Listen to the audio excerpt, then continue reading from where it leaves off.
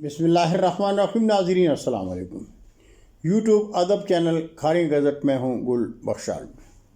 ناظرین، ادب channel کھاریں gazette professional channel نہیں ہے، اس لیے کہ کاروباری صحافت میری پہچان نہیں.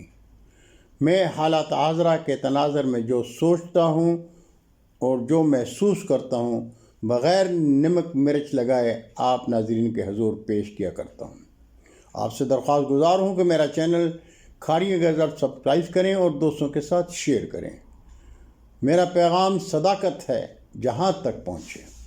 ناظرین، آج کا کالم بعنوان شاہد رضا کوٹلہ کے بعد عمر لیاقت بدر کے ڈیرے پر چھاپا.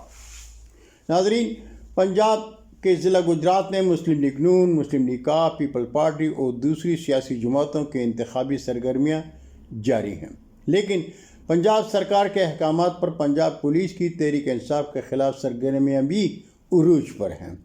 کھاریں پریس کلب میں اپنی پارٹی پاکستان کے چیئرمین مخدوم محمد احسان نے پریس کانفرنس میں کہا کہ گجرات کے چودھری اور کوٹلہ برادران کے لیے ایک خاندانی اسمبلی بنا دی جائے. ناظرین، مخدوم محمد احسان نے غلط تو نہیں کہا، اس لیے کہ فروری میں ہونے والے انتخابات میں دونوں خاندانوں کے قومی اور صوبائی اسمبلی کے امیدواروں کی تعداد بے مثال ہے.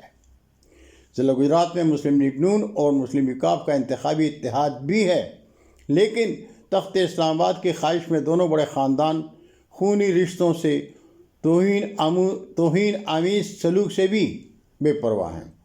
پولیس ان کا کوئی بھی حشر کرتی رہے ان کی بلا سے.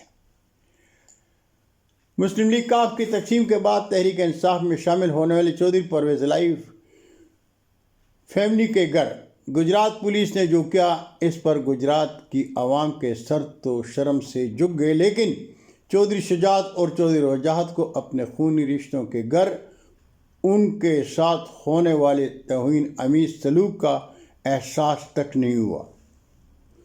مسلم لیگ نون کے ترجمان کوٹلہ برادران بھی تخت اسلام آباد سے محبت میں اپنے بھائی تحریک انصاف کے شاہد رضا کوٹلہ کے ڈیرے پر چھاپا اور ڈیرے میں موجود بندوں کے ساتھ ہونے والے توہین آمیز سلوک اور گرفتاری پر حلقہ انتخاب کے عوام انگشت بدانداز ہیں، لیکن کوٹلہ برادر خاموش ہیں.